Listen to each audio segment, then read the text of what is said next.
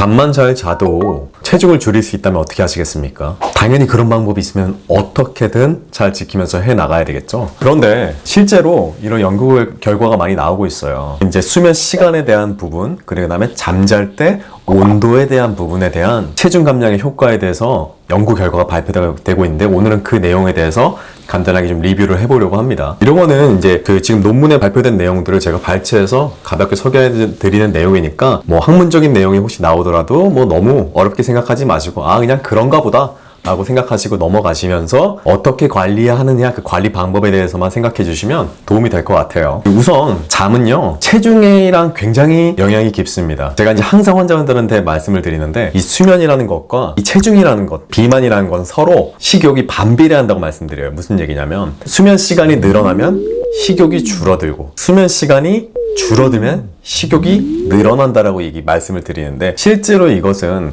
우리 몸에서 나타나는 이제 호르몬의 변화로 인해서 나타나는 건데요. 그럴린 호르몬이라는 것이 있고 렙틴 호르몬이라는 것이 있습니다. 그럴린 호르몬은 식욕을 촉진시켜주는 호르몬이고, 렙틴 호르몬은 식욕을 억제해주는 호르몬입니다. 그렇다면 그럴린 호르몬이 줄어들어서 식욕이 줄어들게 만들고, 그리고 반대로 또 렙틴 호르몬이 늘어난다면 식욕이 줄어들겠죠. 그러면 당연히 덜 먹게 될 테니까 살찌는 것도 덜해지게 됩니다. 자, 그런데 이게 바로 수면이랑 아주 연관이 깊습니다. 우리가 잠을 잘 못 자고 수면 시간이 부족해지면 이 식욕을 촉진시켜주는 호르몬이 늘어나게 됩니다. 즉 그럴린 호르몬이 늘어나고 반대로 렙틴 호르몬이 줄어들게 되는 거죠. 그렇기 때문에 이런 경험 해보셨을 겁니다.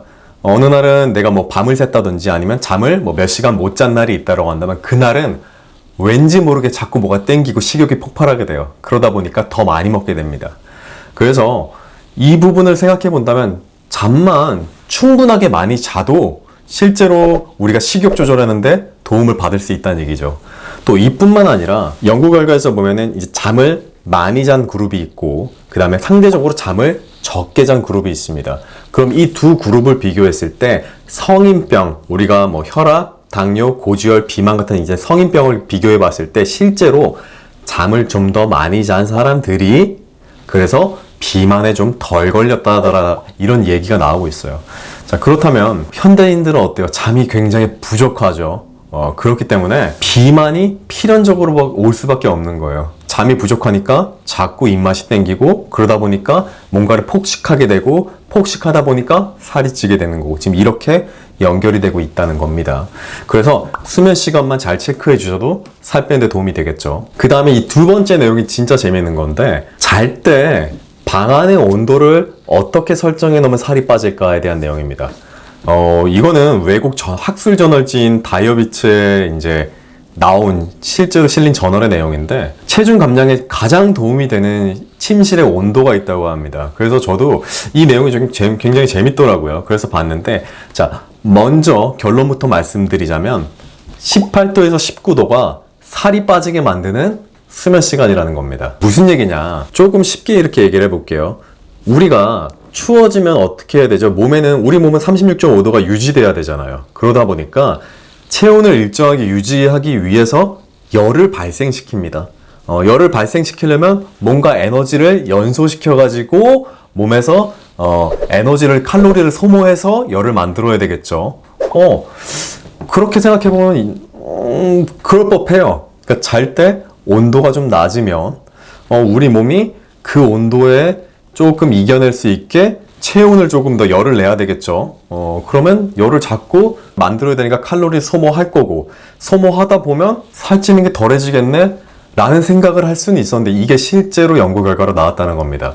그래서 어떤 과정을 통해서 그렇게 되나 봤더니, 우리 몸에는 지방이, 사실 우리가 지방을 통칭해서 얘기하지만 뭐 갈색 지방과 백색 지방으로 나눠지게 됩니다. 백색 지방은 우리가 평소에 말하는 일반적으로 지방이라고 말하는 것이 바로 백색 지방이고, 갈색 지방이 좋은 지방이라고 얘기를 하는데요. 각각의 역할은 달라요. 이 갈색 지방은 우리가 일반적으로 말하는 몸에서 나쁘다고 말하는 이 백색 지방, 이 지방을 연료로 해서 이 지방을 태워가지고 열을 발생시키는 역할을 하는 지방이 바로 갈색 지방입니다. 그렇기 때문에 갈색 지방이 많다면 우리가 나쁜 지방을 자꾸 땔감으로 써서 불을 피워내서 몸에 온도를 올리기 때문에, 열을 발산시키기 때문에 지방이 점점 줄어들고 살이 안 찐다는 얘기예요. 그런데 아까 얘기했던 그 18도에서 19도가 이 갈색 지방이 칼로리를 소모하는 최적의 온도라고 합니다. 그 18도에서 19도까지 한 달 동안 이 수면을 취했을 때 어떤 변화가 있는지 결과가 나와 있는데요. 갈색 지방의 칼로리 소모량이 42%까지 늘었고,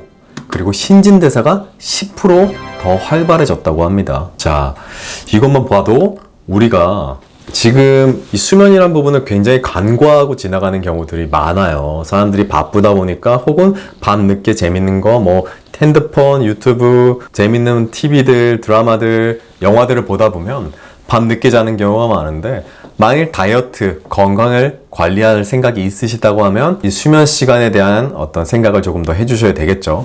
그리고 특히나 다이어트를 계획 중이신 분들이라고 한다면 수면 시간을 일정 부분 이상 유지하는 것, 그리고 침실의 온도를 한 18, 19도 정도로 맞춰서 한번 수면을 취해보시면 어떨까요? 이런 부분이 도움이 될 수도 있을 것 같아서 오늘은 이 내용에 대해서 소개해드렸습니다.